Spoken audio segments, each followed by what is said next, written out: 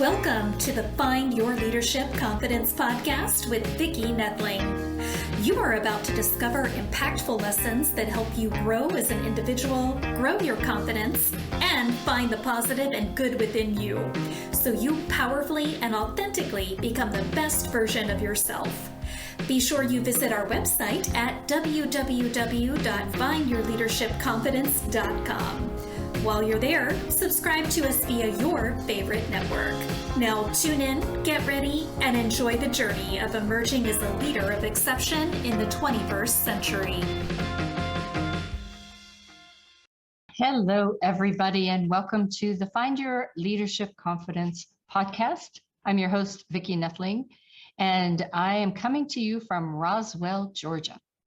The goal of this podcast is to share topics and guests that will empower you to grow as a confident leader and take your business or your life to the next level. Today, I'm so happy to have my guest, Josie Warren. And let me tell you a little bit about Josie. For much of her young adult life, Josie struggled with autoimmune disorders, severe food allergies, a debilitating eating disorder, anorexia, alcoholism, ADD, and anxiety and depression. She was told by her medical doctors that each of her diagnoses was lifelong and that she had just needed to manage them the best she could for the rest of her life. Josie felt crushed, like a lost cause, and there was really no hope for her. Mm-hmm. She was only in her 20s. These were supposed to be the best years of her life. Fortunately, Josie was on a quest for answers and had a lightning bolt awareness. The emotional stress in her life had unknowingly created all her illnesses. The good news was she could do something about stress. From this shift in awareness, she knew she could change her relationship to stress as she began to realize that her illnesses were in her control. In less than 2 months, all her symptoms dissolved and faded away. 7 years later, Josie is 100% healthy and no longer has any of her former conditions. She says, I feel fully alive, not just surviving. She is passionate and excited about sharing what she has to save others. Josie knows in her heart that it is her calling to be a beacon of light, to show the world that there is another way, that true healing is possible.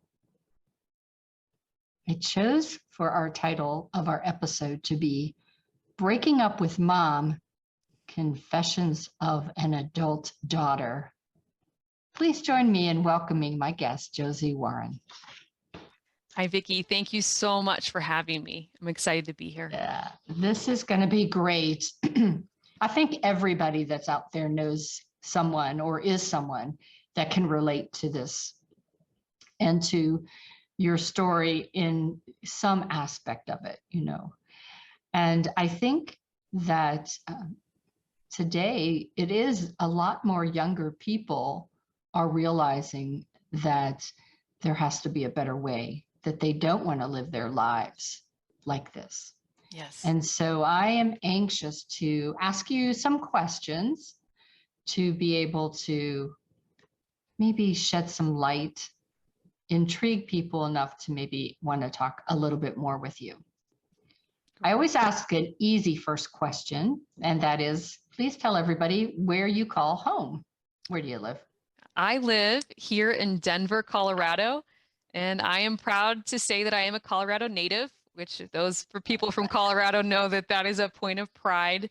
But I was actually born in northeastern Colorado on the plains, so I actually was born where you can't even see the mountains. But oh my goodness, I look out the window and see the Rocky Mountains every day now. Oh wow, I love Denver, and this is where all my family is as well. So Denver is becoming a lot like Atlanta was when I first moved here, where everybody was moving to Atlanta. It was like a melting pot from all over. It is, yes. Bunch of people here. Love the outdoors. So my first question for you is, how did you overcome your mental health issues with alcoholism and eating disorders?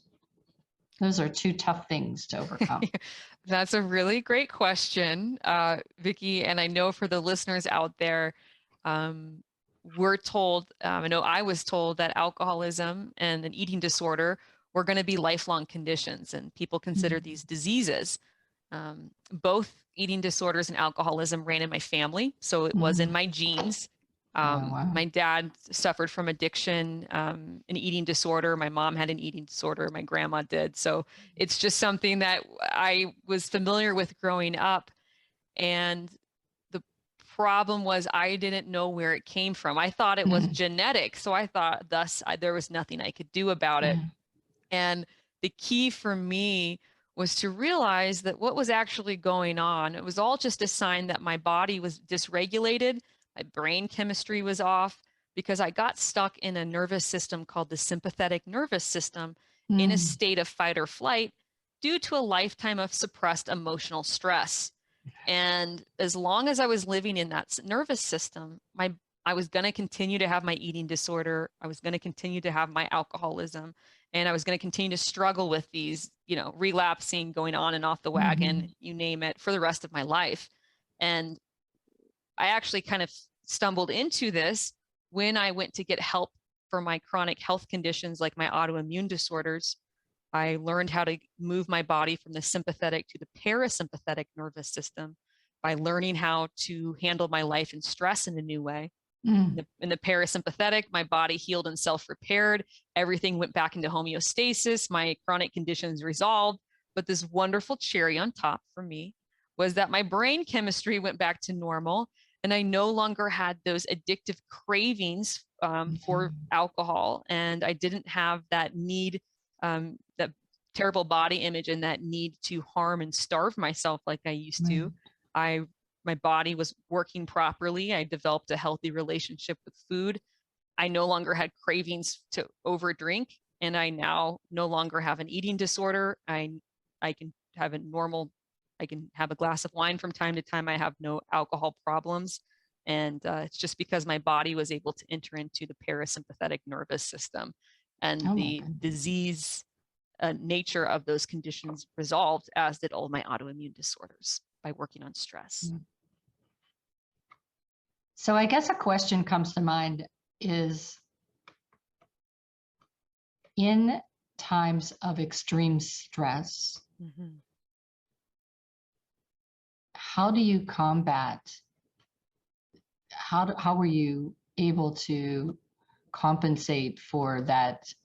A lot of times our natural behavior is to go back to what we know and what we change. So has this state of your brain been changed enough that, like I had a sister-in-law, an ex-sister-in-law who had a drinking issue and was an alcoholic, that came, and then she was fine, and then her mom died. Oh, yeah. So I wonder, in that kind of situation, how do you keep your focus where it needs to be? How do you keep your brain where it needs to be? What tactics do you use? That's a great question, Vicki, because similar, like what happens is if I don't learn healthy ways to handle stress is going to continue to happen, and eventually it will cause, for a health condition, maybe a flare up, or something like alcoholism, a relapse. And so the key that I learned is to be proactive.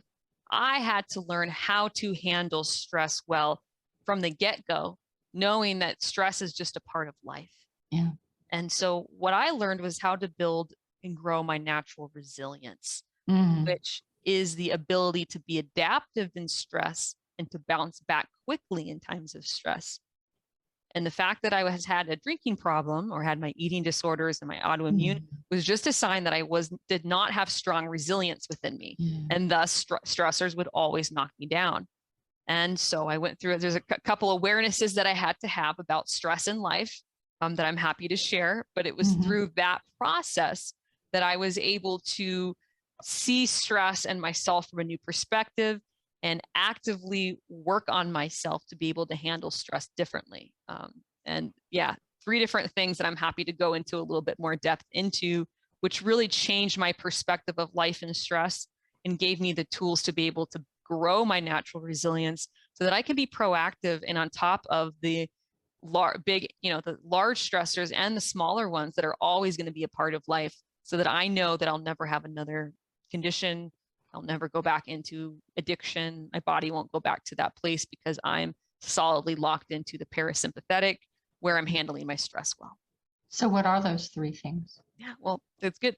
I have three simple kind of steps that I took. The first was to normalize stress.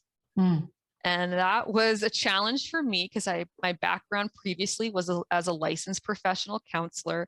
And I had the perspective that everyone's stressors are unique and different. And mine were worse than other people's. And, I lost my dad when I was 15 to his addiction. And I had some other challenges in my life that I thought were a badge of honor, that stressors I couldn't overcome.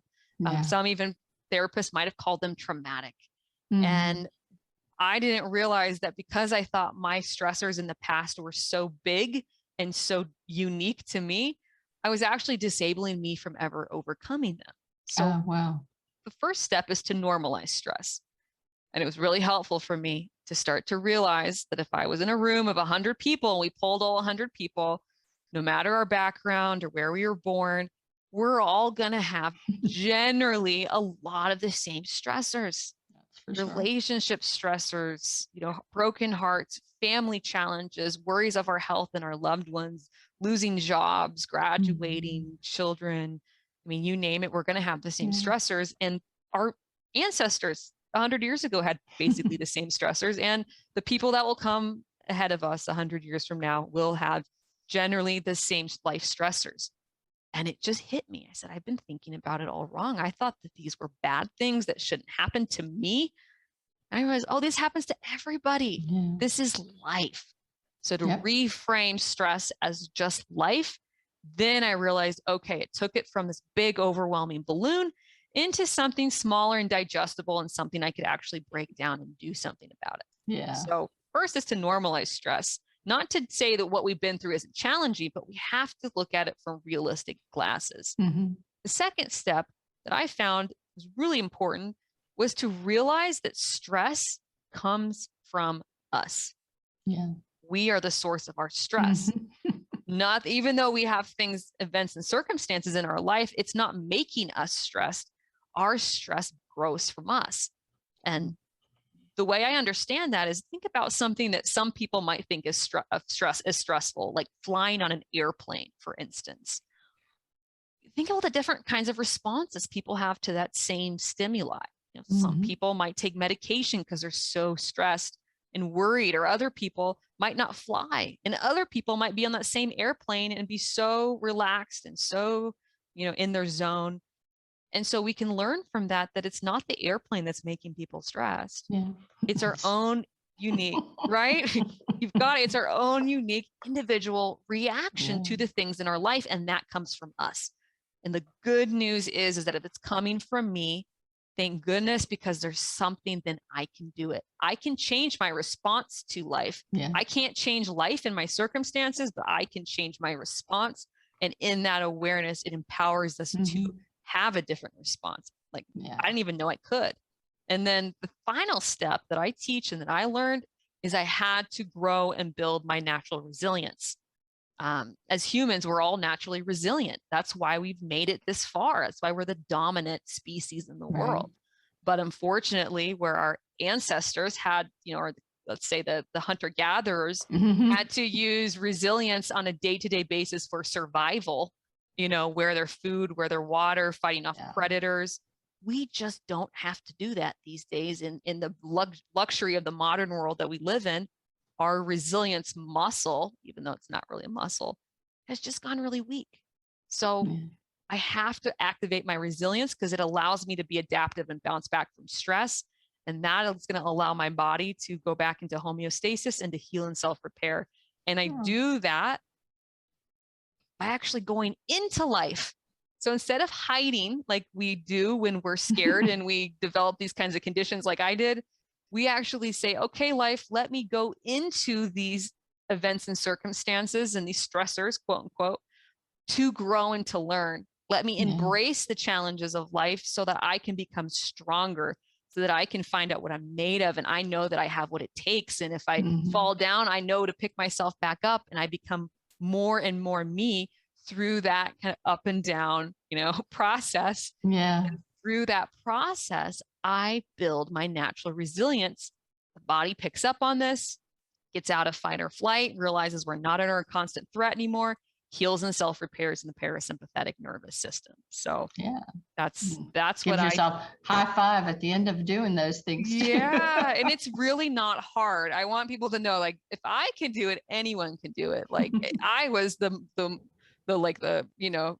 negative zero resilience person. I mean, talk about, and I was a therapist and I used to teach resilience. I thought I knew all about resilience, and my health and my mental health was screaming at me that that muscle had gone, as tiny as can be. So, yeah. So this is interesting. You were a therapist. Yeah. But my next question is, why did you stop seeing a mental health therapist? But my question is actually, why did you become a therapist? Oh, that's a great question. So I'm happy to share that answer. I would be fully honest with you and the listeners. I became a therapist to figure myself out. I was wondering that. Of course. I mean, I was a mess. I couldn't figure myself out. I had these health issues. I was holding on to the grief of the loss of my dad. I had anxiety. I was, had an eating disorder. My family dynamics were pretty unhealthy, as most are growing up. And I just needed a way out. And I took some psychology classes in college, and I said, oh my gosh, this is explaining me for the first time. They're talking about family dynamics and all these things. And it just made sense to me. And I thought, wow, what if I could help myself and help other people through the process? Did not, and I meant well. And most people who go into therapy for that reason, we mean well as well. But I couldn't help other people without helping myself first. And I just didn't know how. Therapy was not that answer for me. But I'm so glad that I had the background and the training I did, because it helps me so much in the work I do now.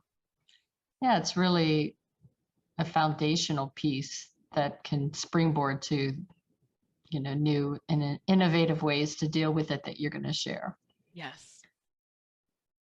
So you're very convincing that you will never get another autoimmune disorder again.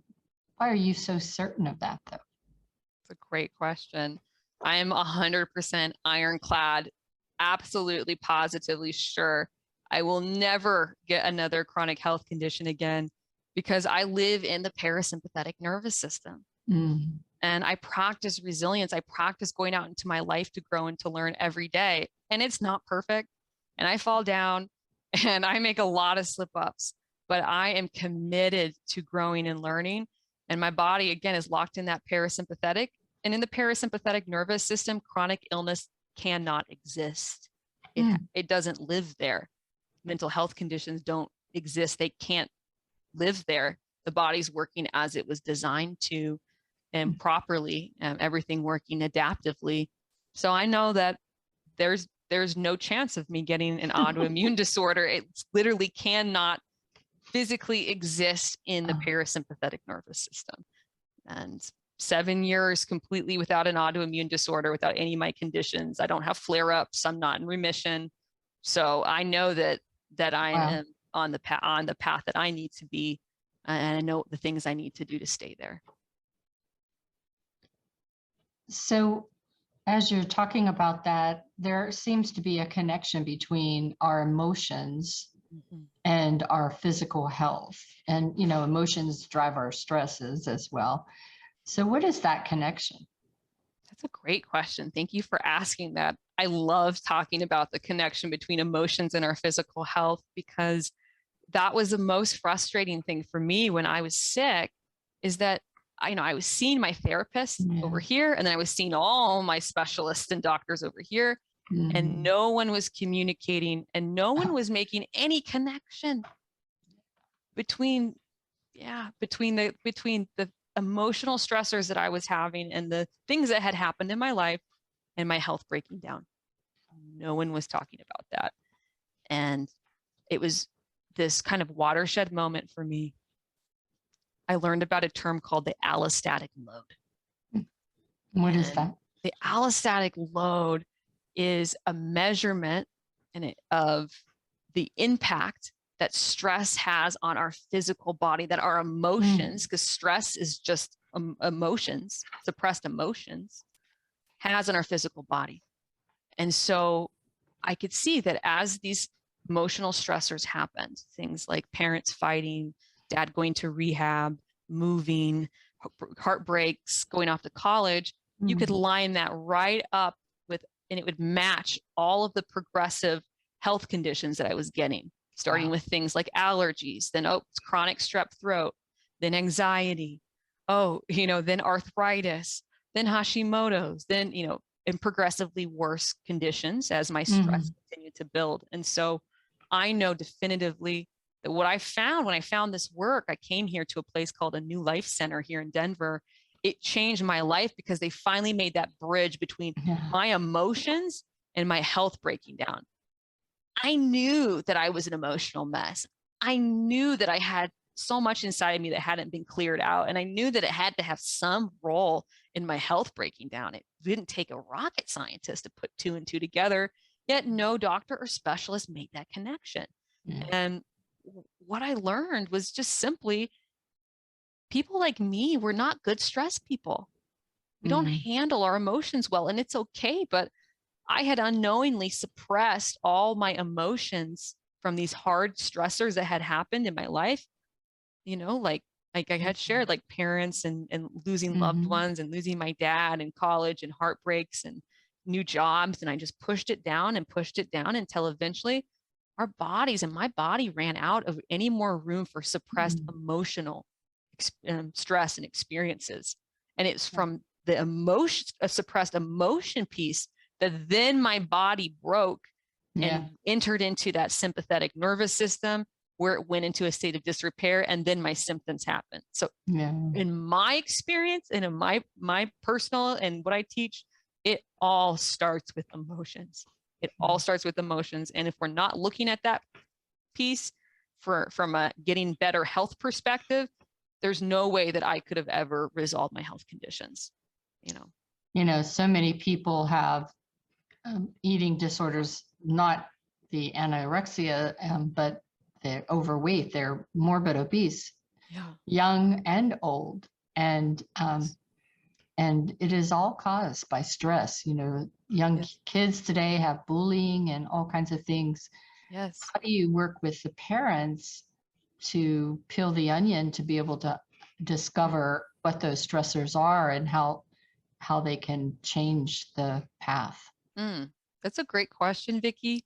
One of my passions, I love working with all people. I work with all ages, from 9 to 70, 74 was my oldest right at this point. But younger people are my absolute favorite, and especially more in the elementary, middle school age. And people find it hard to believe, parents do, that, oh my gosh, why does my child have Lyme disease? Or why do they have anxiety? Or why do they have eczema? How could it, there's no way they could have that much suppressed stress that it caused their bodies to overload and go into disrepair. But I tell them, of course they did. And some people are just more sensitive to stress. And so I teach parents, we have to just be honest and validate that children go through so many stressors that as parents, they don't want to, it's okay, but just maybe not as in tune to acknowledge things like starting school for the first time, the birth of a new sibling, moving, getting bullied or challenges with friend groups, changing teachers, a grandparent or a pet dying, a parent losing their job or getting sick parental substance abuse. I mean, just to name a few, but these parent mental health issues. I mean, these are things that children, real world issues that children are struggling with, and they don't know what to do with it.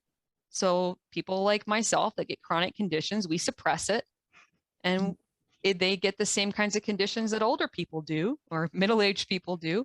And I just teach parents, hey, the same way out it's the same way out. They just need to learn a new way of handling stress and just to build their own resilience. So I work with younger students, teaching them how to build their resilience, and their bodies are able to enter into the parasympathetic, and they heal and self-repair. And the best part is the younger they are, the faster it happens, because they snap back so quickly. But I have to tell parents, they have been under stress, and it's okay. It doesn't make them bad parents, but we got to help them. Well, some kids too are highly sensitive people, old and young, but some of the kids, and I think that the parents maybe not recognize that right away. And that's the highly sensitive child is going to want to be pleasing people. Mm-hmm. And that means they have to suppress so much. Yeah. And but just what we did for myself, I did it to get by. I did not know another way, and I didn't do anything wrong. And I thought I was a really intuitive feeling person. I was a therapist. I thought I was so in touch with my emotions, and here my health was screaming at me that that was not the case. So I'm telling you what, it's okay to drop the facade and just admit to ourselves, you know what? I am not handling my stress well, and I have not been a good stress person. I mean, how could we have been if our parents weren't either? They weren't, we weren't. Someone needs to get taught at some point, and that's what I'm passionate about doing, teaching people the way to handle stress, the book of how to do life that we just didn't get delivered to our house. I like to say. This next question, it touches home because I too had this experience, but explain why gaining 30 pounds was the best thing that happened to you. That's a good question. As being someone who had an eating disorder, I had anorexia. I was also bulimic and was an over-exerciser. So just constantly, I spent all of college in the gym. They called me gym girl. I was there probably more than I was in class, and definitely more than I was at parties. I was at that gym.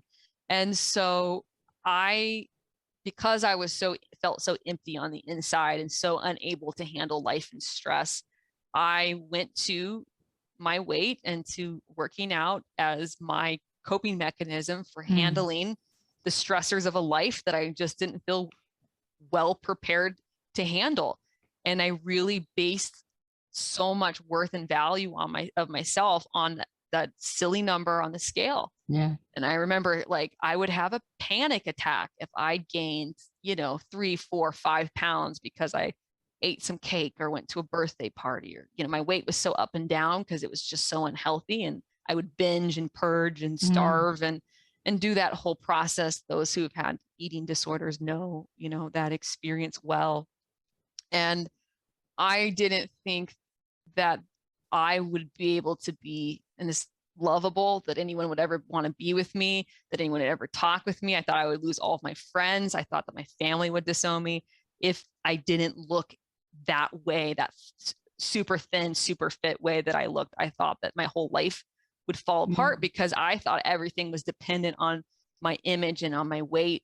And that's just how empty, again, I felt on the inside. I thought I got everything from my looks. And so when I was able to start to enter into the parasympathetic nervous system, and then my body regulated and my brain chemistry started going back to normal, my body started to put on some healthy weight because it needed to enter back to its healthy state.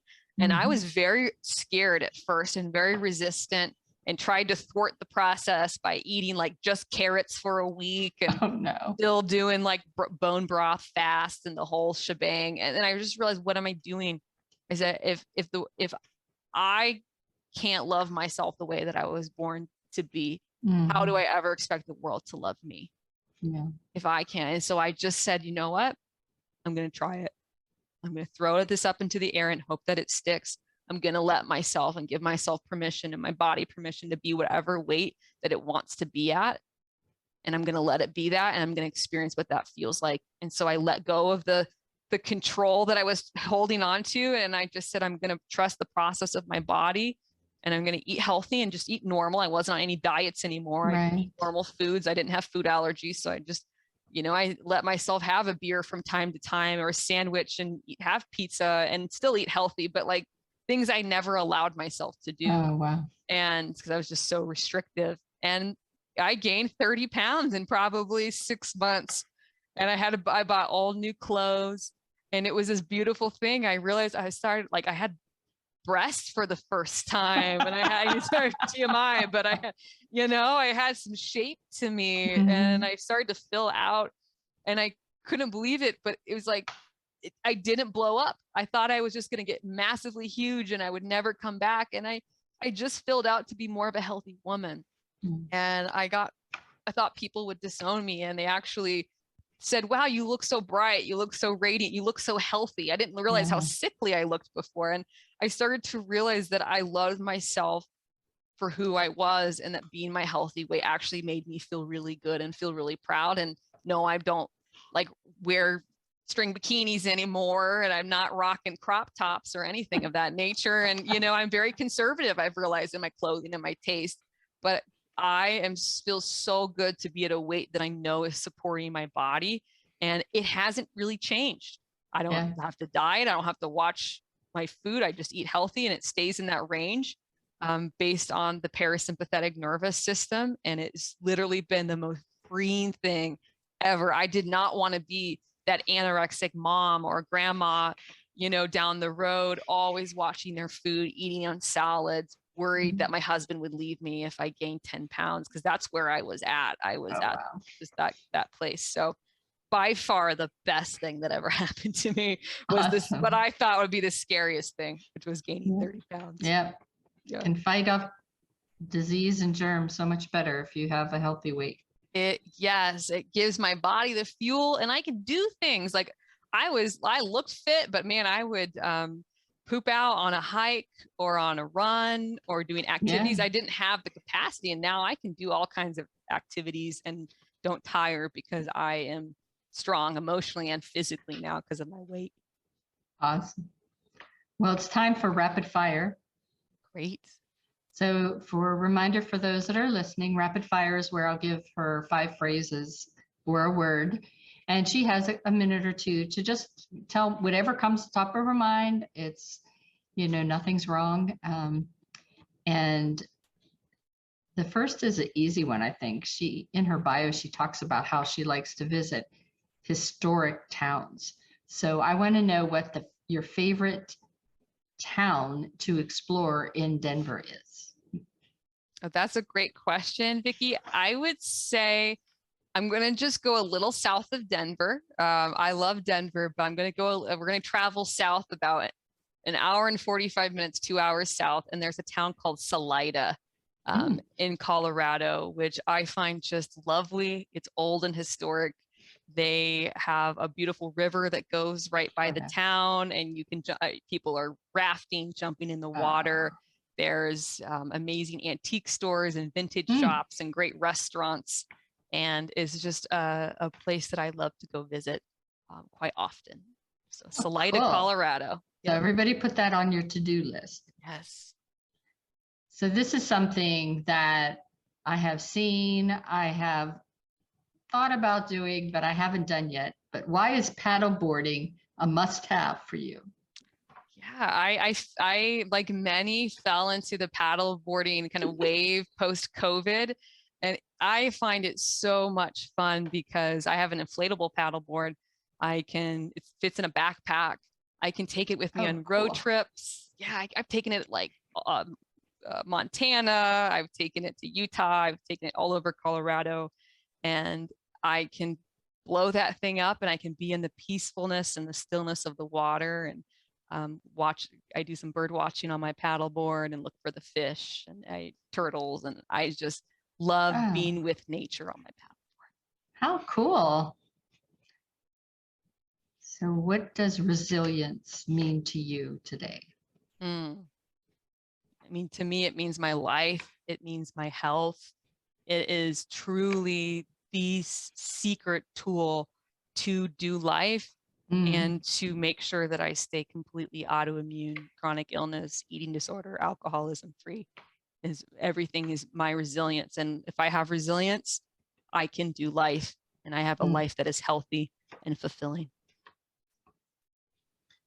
Family dynamics. Unhealthy is what I would say to that. I didn't realize how unhealthy, like, my family dynamics were, and really to normalize that most family dynamics are. One of the greatest things that I have realized of late is how to separate from my family dynamics and learn to become my own separate person. I didn't realize how much my wings were clipped when I was living in the nest, figuratively and literally, with my mom and my siblings, and in learning to still love them, but love them more from afar and give myself the space to become my own person has, in the most positive way, changed the family dynamics and allowed me a chance at a real life. Wow. And I think just to take that, I come from a very large family, and the family is something that is important to me. And so I think Yes. as parents, we need to just remember how important that is. All right, the next path on your journey. The next path, I would say, to piggyback what I just shared, is really that path of becoming my own person and continuing to grow and build the work that I'm doing. My goal and my dream is to be an internationally known expert on autoimmune and chronic illness, and to be able to travel the world doing teachings and presentations to large groups, letting them know that there is a way for their bodies to heal and self-repair, and it isn't hard, it's simple, and helping people change and heal themselves. Awesome. Mhm. Well, I'm going to share my screen real quick. It's almost time for us to end, but this is for all those that are listening in to grab your pencil, your paper, and be able to get Josie's information. So her website is emotosfix.com. That's HASHIMOTOSFIX.com. Her email is josie@emotosfix.com. And she is on Facebook and Instagram. I'm going to let her talk to you about the gift that she has for you today. Yeah, thank you, Vicki. I want all the listeners out there to know that if you have a chronic illness, if you have an emotional health issue, if you have an autoimmune disorder, you're the people that I work with. And while my specialty and my niche is Hashimoto's, because it's the most common autoimmune disorder for women, the work I do works with most all chronic health conditions, chronic symptoms as well. So I love meeting people, sharing what I do. I have a 10-week program that I have a 100% success rate in. So people who come through, they're able to get their bodies in that parasympathetic nervous system, heal and self-repair their conditions. And again, would love to connect. If you have questions for me, if you have questions about someone that you love, want to reach out, or just enjoyed anything that I shared today, either go to my website, or even more, email me at josie@hashimotosfix.com. I love helping other people get better and providing you all information to hopefully change your life and change the path that you might be going down in terms of your life and your health. So awesome. Again, I'd love to thank you for being my guest today, Josie. You did such a wonderful time, such a wonderful guest. You gave us a lot of information. You allowed yourself to share your stories, great tips, a lot of tools, a lot of education. And I think that, what you're doing is going to help people out there. And so I encourage everyone to please check out her website, email her with questions that you have. And as always, want you to remember that life is a journey, and it is up to you to enjoy the ride. This is Vicki Nettling signing off. Thank you for tuning into the Find Your Leadership Confidence podcast with Vicki Nettling, where we share impactful lessons that help you grow as an individual, grow your confidence, and find the positive and good within you so you powerfully and authentically become the best version of yourself. Remember to visit our website at www.findyourleadershipconfidence.com and enjoy even more great episodes like this one. Again, while you're here, subscribe to us via your favorite network. We look forward to seeing you next time on the Find Your Leadership Confidence podcast.